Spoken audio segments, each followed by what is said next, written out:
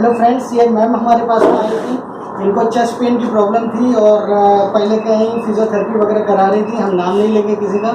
और वहाँ पे कुछ उन्होंने मैनिपुलेशन किया या कुछ किया जिसकी वजह से इनके रिब्स में पेन आ गया, एंटीरियर चेस्ट में काफ़ी ज़्यादा पेन था और उसकी वजह से काफ़ी ज़्यादा परेशान थी। अभी हमारे यहाँ ट्रीटमेंट कर रहे हैं और हमने ड्राई नीडल थेरेपी भी यूज़ करी और अभी मैनिपुलेशन वगैरह कर रहे हैं, हम मोबिलाइजेशन कर रहे हैं। बेसिकली आज मैं थोड़ा सा इनका मोबिलाइजेशन किया हूँ, मैनिपुलेशन तो ऐसे नहीं किया, थोड़ा मोबिलाइजेशन किया है, पहले से काफ़ी बेटर है। इनका हम फीडबैक भी लेंगे।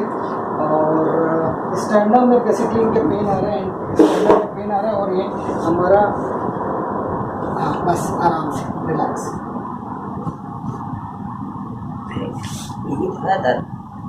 बहुत इम्पोर्टेंट मोबिलाइजेशन है स्टैंडअप का, मैं मोबिलाइजेशन कर रहा हूँ और डिप्स का मोबिलाइजेशन कर रहा हूँ।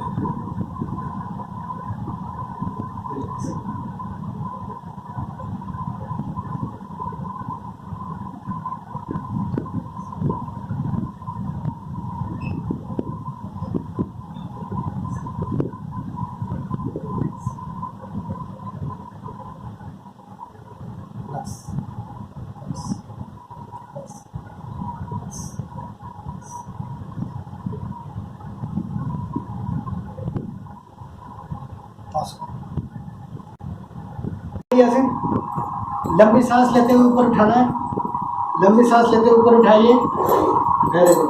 मुंह से फूंक मारते हुए नीचे करना है, वेरी गुड, बहुत बढ़िया। फिर से लंबी सांस लेते हुए ऊपर,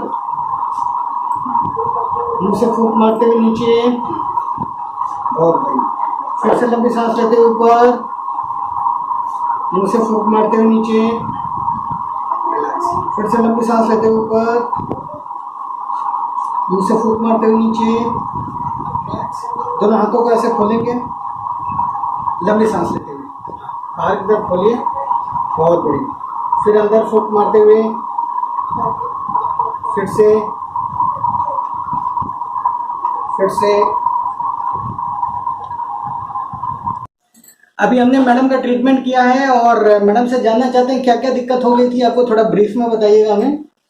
हाँ, आगे काफी पेन हो रहा था सर, तो हड्डियों में। थोड़ा जोर से बोलिएगा। हाँ, पीछे आगे इस चेस्ट में आगे दर्द हो रहा था, पीछे दर्द हो रहा था रीढ़ में, तो गर्दन में भी यहाँ से यहाँ तक दर्द हो रहा था। कैसे हो गया था ये? तो एक डॉक्टर साहब से हम मतलब इलाज करवा रहे थे, तो उन्होंने कहा कि तुम्हारी गर्दन की नस में दर्द है तो इसको हम सेट कर दें। तो कंधा पकड़ के इनके ढीला करके सेट किया।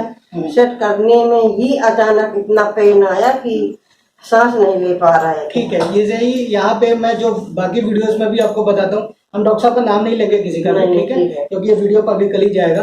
मैं इसलिए बार बार बोलता हूँ कि मॉल प्रैक्टिस नहीं करनी जब तक आप कैरो प्रैक्टिस के सर्टिफाइड नहीं है। Don't do this kind of things, ये प्रैक्टिसेस मत करिए, बहुत ज्यादा हानिकारक है।